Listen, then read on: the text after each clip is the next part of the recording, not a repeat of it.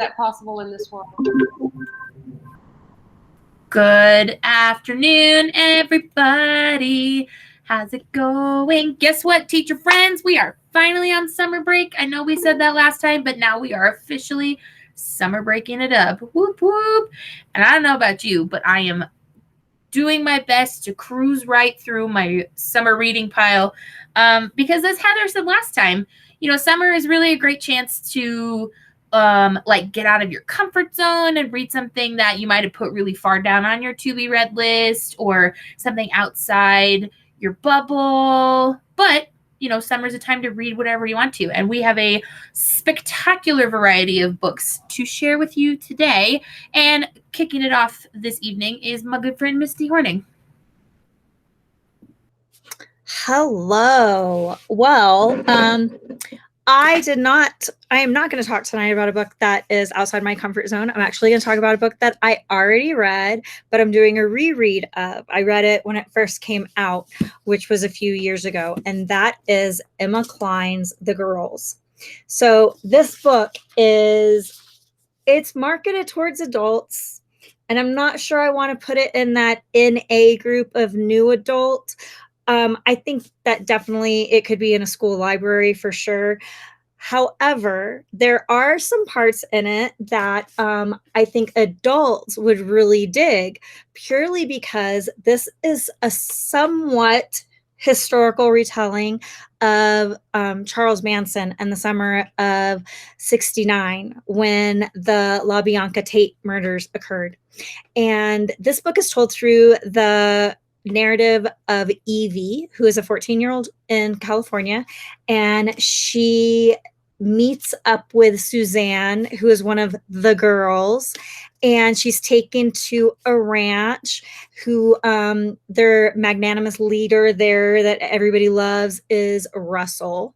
And in the book, I mean, it really does follow the Charles Manson story. If you're familiar with the Charles Manson story, I read The Girls, and then I immediately read Helter Skelter right after, and was like, oh my God. What's weird, though, is that the book, nowhere is it mentioned. I had no idea it was going to be that type of book when I picked it up years ago. It was just her debut novel, and it's a book, and it talks about the power of women, of young girls. And I mean, she hits it on the head of what 14-year-old girls think and how they feel, and what we're going through in our bodies and whatnot. I mean, she does a great job. It does alternate between Evie as a 14-year-old and Evie as an adult in present day. So you do get those two different perspectives. But I 100% recommend this book. It's probably one of my top 25 of all time. The Girls by Emma Cline. And now on to my friend Deborah. Alrighty. I am also going to talk about a debut novel. This one just came out last year in 2020. And if I can present, I will try to present. Sometimes it works, sometimes it doesn't. Let's see how we feel today. So you guys can tell me if you are seeing my screen.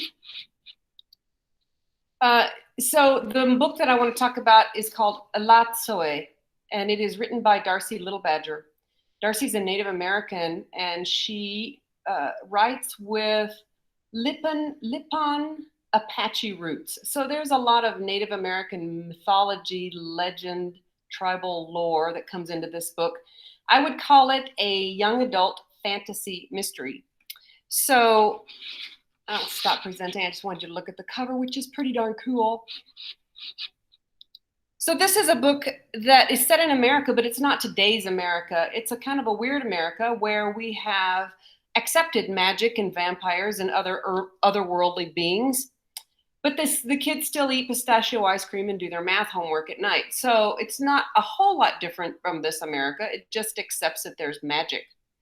And our heroine is Elatsoe, or Ellie for short in the novel. She is asexual. She's 17 years old. Her best friend is Jake. And she has a ghost dog because Ellie has the ability, inherited through a maternal line of magic Native Americans, to raise animals from the dead. So when her favorite dog died, she raised it from the dead, and now she has a ghost dog. However, the magic does not extend to raising people from the dead. That's like Pet Sematary and a big no-no. So we don't raise people, we just raise animals. So the plot gets set in motion because Ellie's cousin is killed mysteriously in an accident, which she does not think is an accident. So she goes down to try to figure out what really happened. She takes Jake with her, and she goes to a little town that seems quite perfect on the outside. It's sort of like the Stepford Wives, Stepford town, where everything is perfect. And of course, we know everything is not perfect. So she is set about solving this mystery, and she does solve it at the end. And I liked her. I mean, I would give this book a 4 out of 5 stars. I liked the character, but she seemed more 13 or 14 than 17. Some of the thoughts that were going through her mind were fairly young, I would say.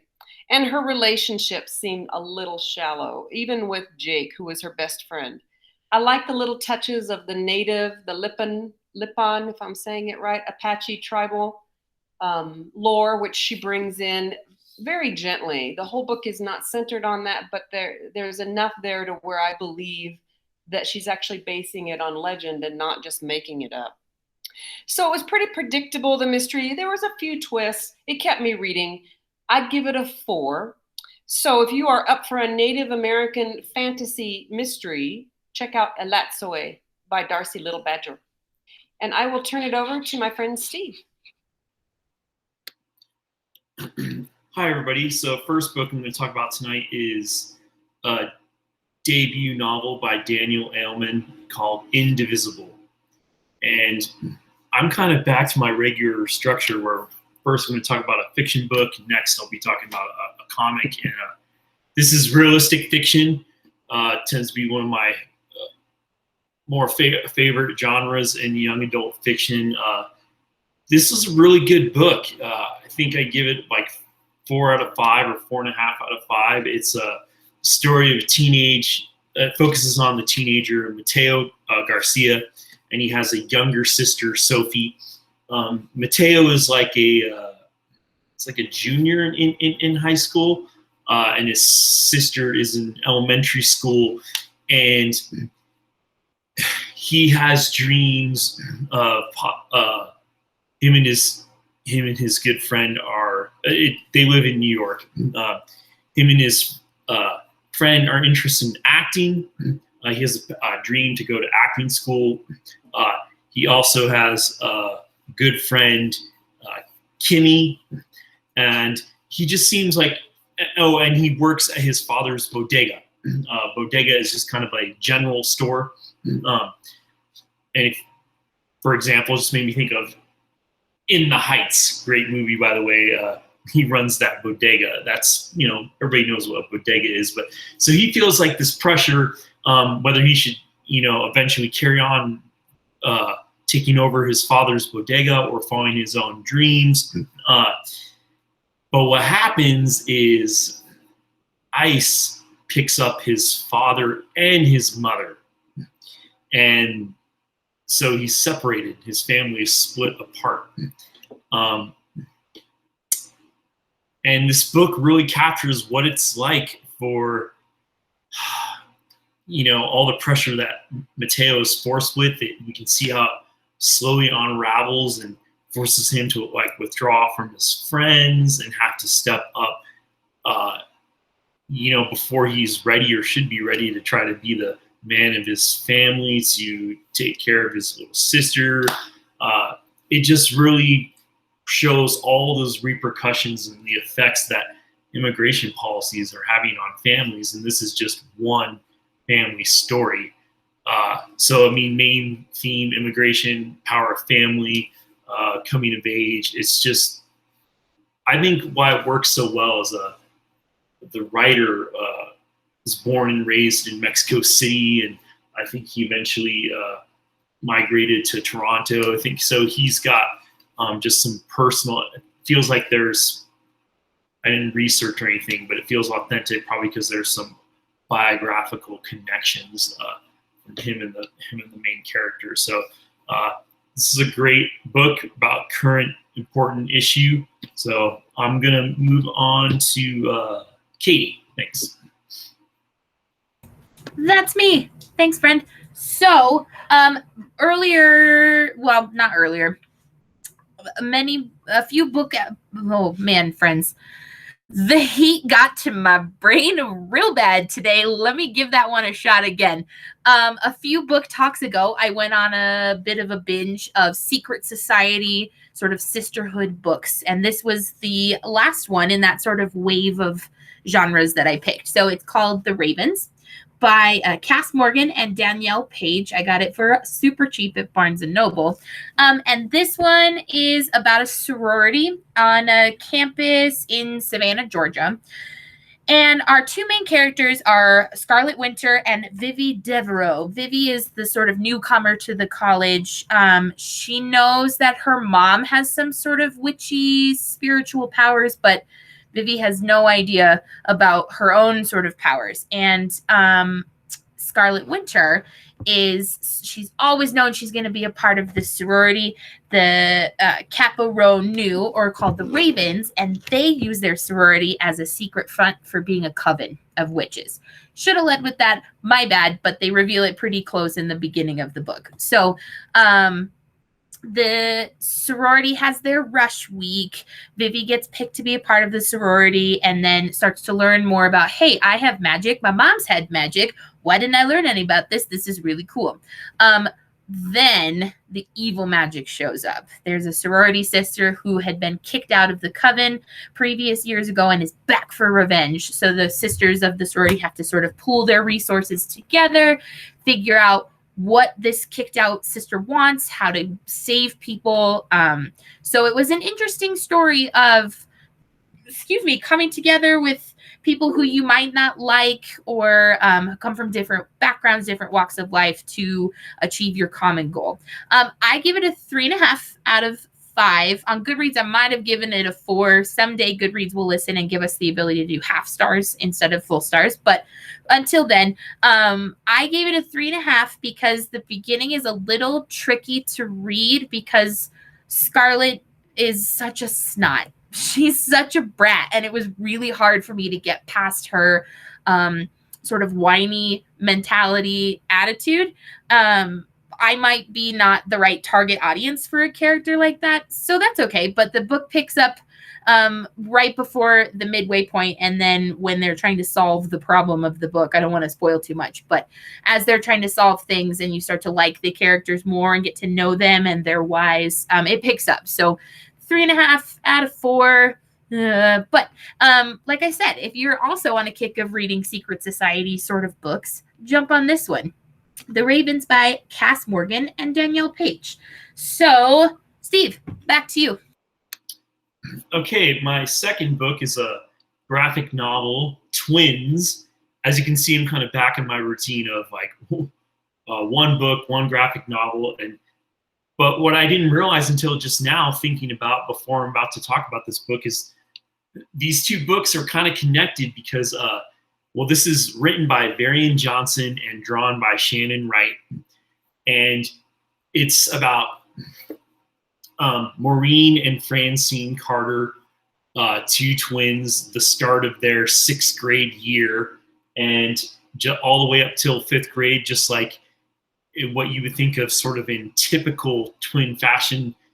They were just like two peas in a pod, dressed alike, did everything together, all that stuff. And then Francine, basically once 6th grade starts, she realizes, Maureen realizes that she doesn't quite have all of her classes with Francine, and that's kind of a big deal starting 6th grade. And Francine wants to be called Fran and not do all the same activities as her sister Maureen. She wants to branch out and start finding her own identity. So Fran wants to join choir and finds a different group of friends. And Maureen feels the pressures of 6th grade and her sister, just things being different. So that kind of causes a rift between the two sisters. And however, and this isn't going to spoil anything, but then they both get involved in student council and then are running against each other. And it's just a touching, sweet story that I think captures what it's like to be the twin experience and the sister experience, and it's just